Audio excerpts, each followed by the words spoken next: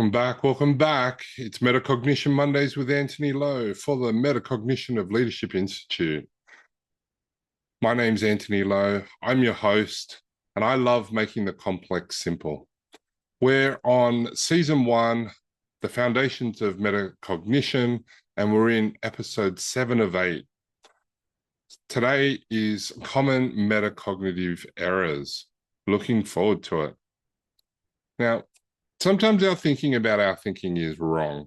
So in this episode, we're going to examine some common metacognitive errors like overconfidence, underconfidence, and the illusion of understanding, and what to do about them. If you have any questions, if you have any suggestions, if you have any comments, please like, subscribe, and put your comments down below. We'd love to hear from you. In this episode, we're going to cover what are metacognitive errors, how they affect clinical care, and the strategies to detect and correct them. Awesome. So, what are metacognitive errors? These metacognitive errors are systemic mistakes that we make when judging or managing our own thinking. That's what a metacognitive error is. So, some examples include overconfidence, underconfidence, and the illusion of knowing. The illusion of knowing. They're not just thinking errors. And this is key. They're errors in how we monitor or evaluate our thinking. A thinking error is just a cognition error or a cognitive bias or a cognitive error. Metacognitive errors are errors in the way that we monitor or evaluate our thinking. Now, it's really important to note that they do occur in students, novice clinicians, as well as experienced practitioners and educators. I cannot stress to you enough how many that I've seen. And honestly, it's harder to change when you've got a bigger kingdom to lose for being wrong. I have literally heard some people say, they're going to keep doing what they're doing. And then if it doesn't work, they'll consider doing this newer thing or this different thing because they still want to hold on to the idea of what they're doing is the best way. That is a metacognitive error, and it's stubbornness and ego and arrogance, all of which should not have a place in healthcare as far as I'm concerned. So, common scenarios. Feeling certain that you understood a concept, but you can't explain it later, right? And this happens all the time when I teach. I ask people, do you understand it? Yes. And then I ask simple questions and people answer them. And then about 4 hours later, I revisit it and I ask them what it is again. And you just see that blank look of, oh my goodness, I thought I knew this. You know, that could just be a knowledge thing. It could be that they felt like they understood it. And then in that context, they didn't actually understand it.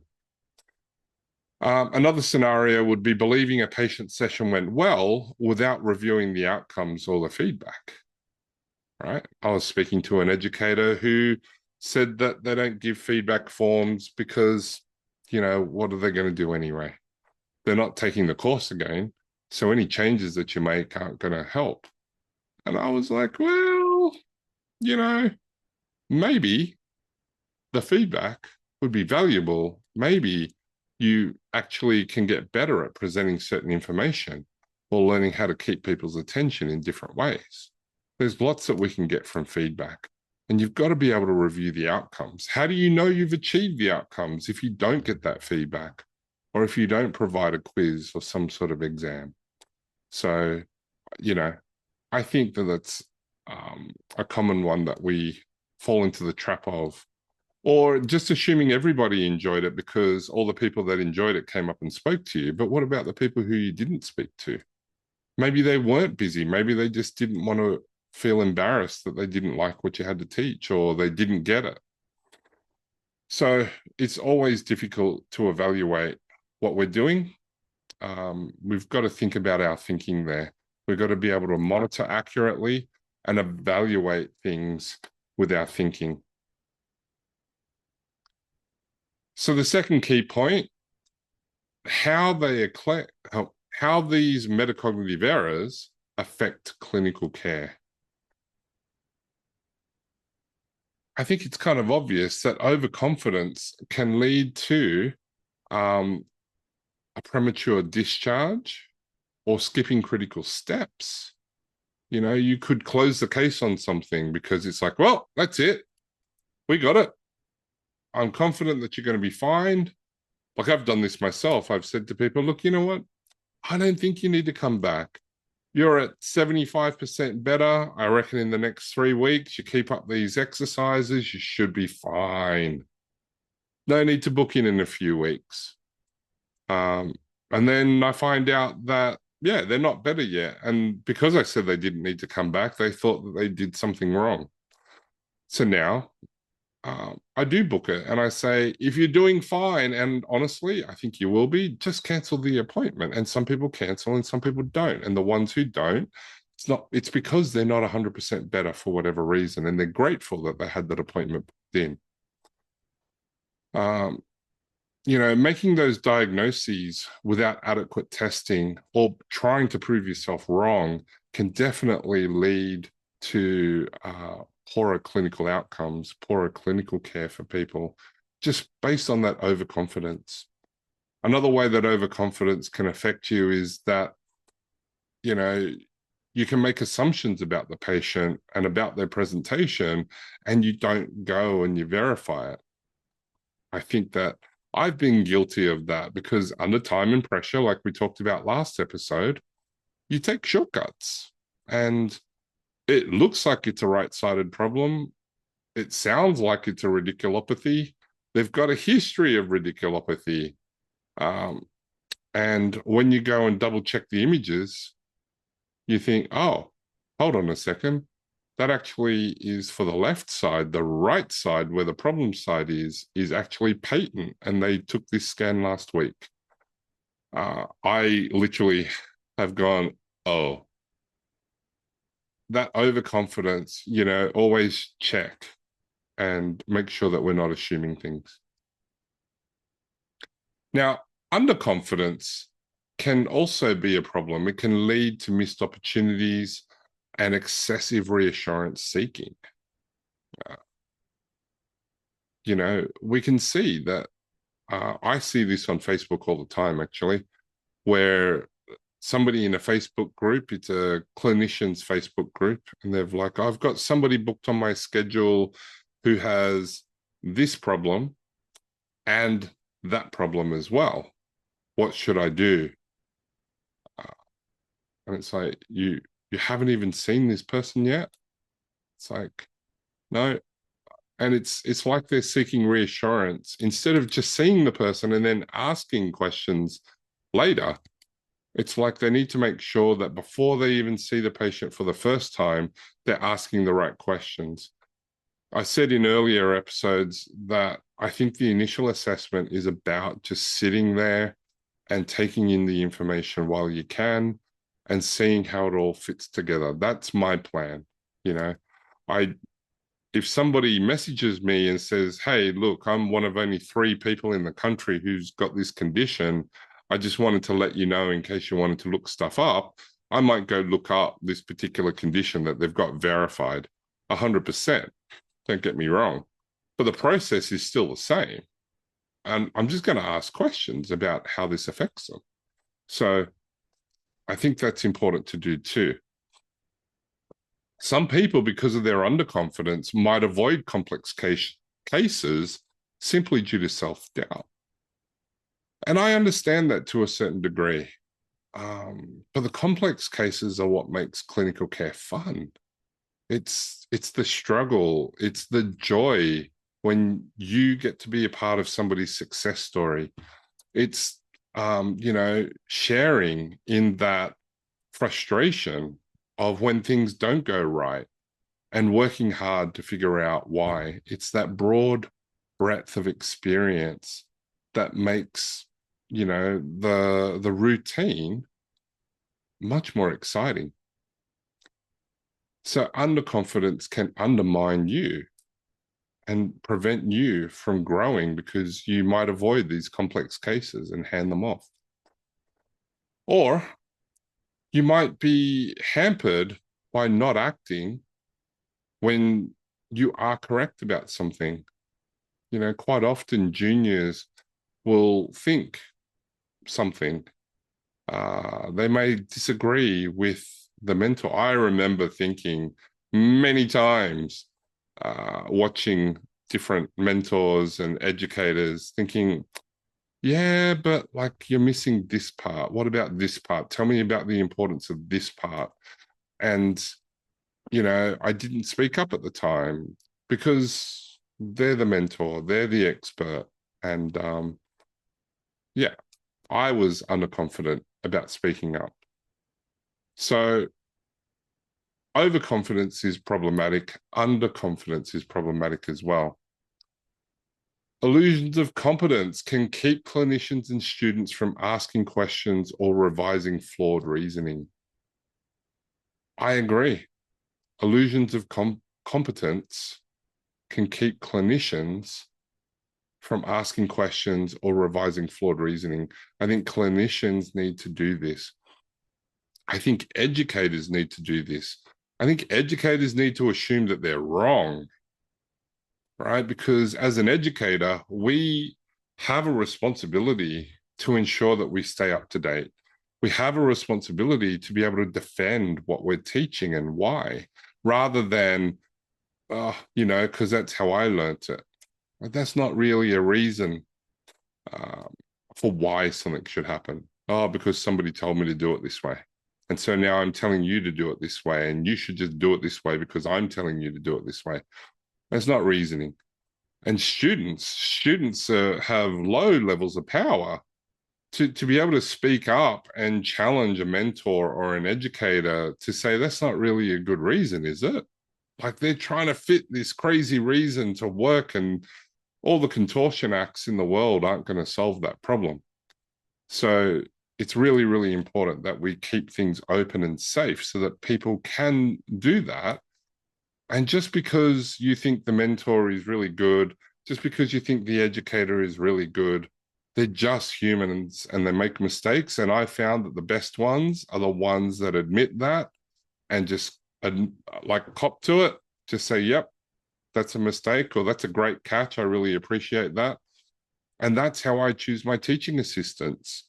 The people I ask to be my teaching assistants aren't people that just agree with me. They actually are chosen because they will disagree with me. They will challenge me. They will say, you know, I don't think you handled that well. Or, you know, I really think we need to cut back on this. Or people seem to be losing you here when you talk about this. We need to do that. I've just learned to trust my staff because when I'm in the middle of teaching, I'm really focused on the content and I'm less focused on the people because I'm trying to get the content out correctly.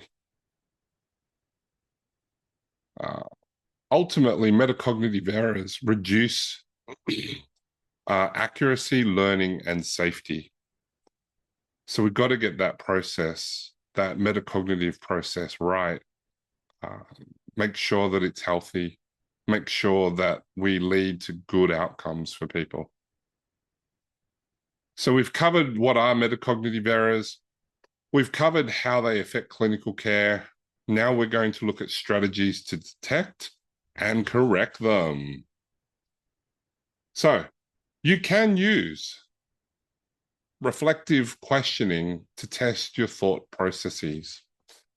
What was my reasoning here? What are my reasons?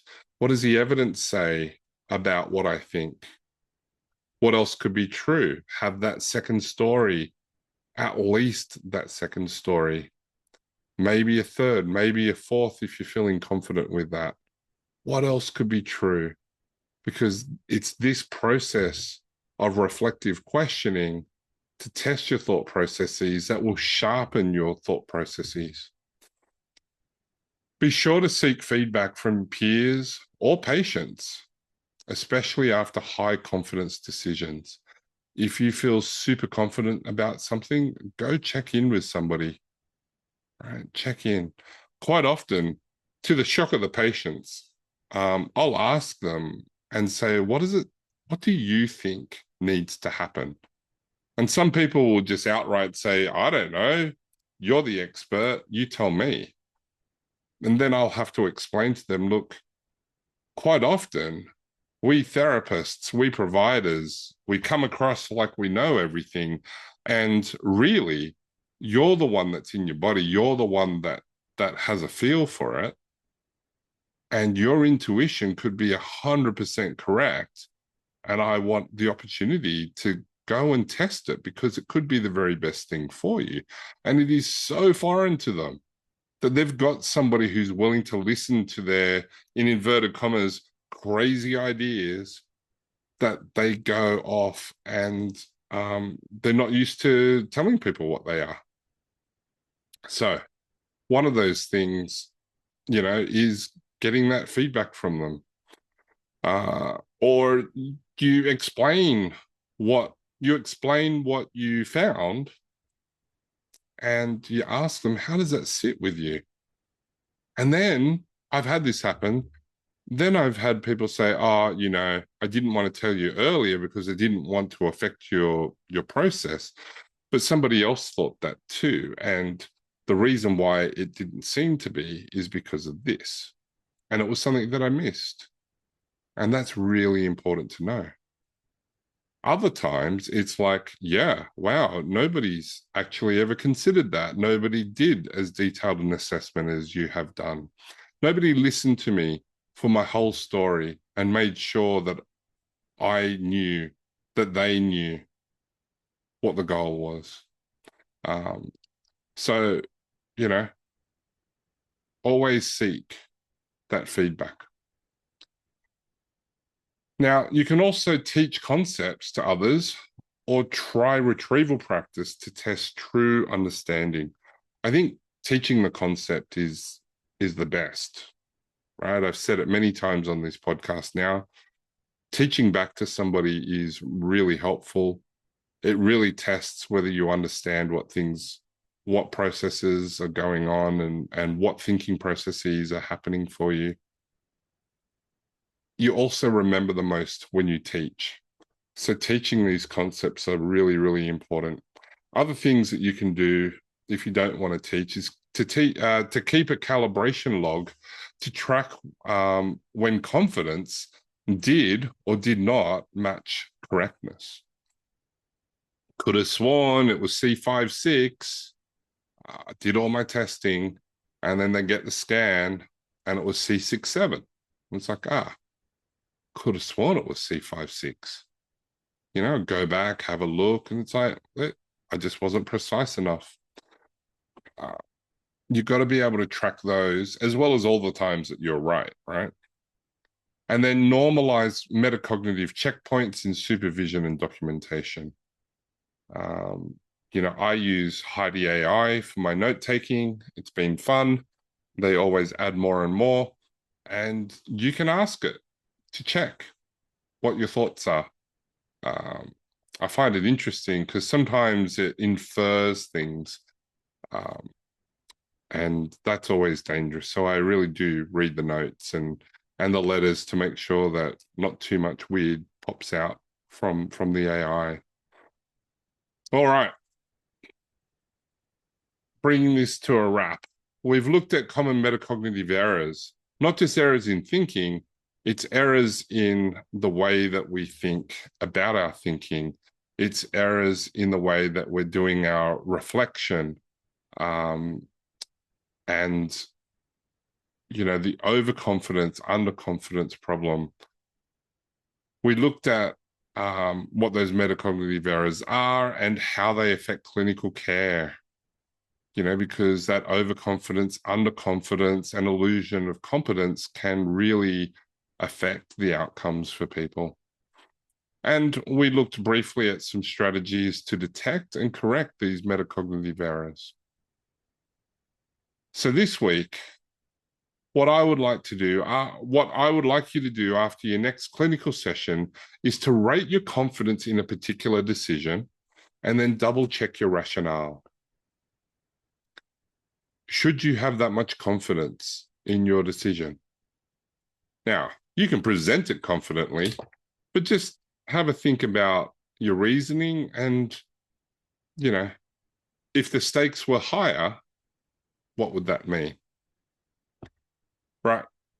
That's it there. Please make sure that you leave a comment, share with us some of your common metacognitive errors and how you manage them, how you've seen them affect clinical care, how you detect and control them. Like and subscribe for the algorithm. Please help us spread the word out there. We want more people thinking about their thinking. And on the next episode, the last episode for this season, we'll be looking to see how students learn to reflect and what goes on there, because we assume that people know how to reflect and it's just not the case. So we need to break it down and help people with structures around them and prompts so that they can practice learning how to reflect. All right, my name's Antony Lo. I'm the Physio Detective. If you like my style, if you like my content, if you like how I try to make the complex simple, then please follow me and find me at Physio Detective on social media or at antonylo.com. I'll see you in the next episode. Cheers.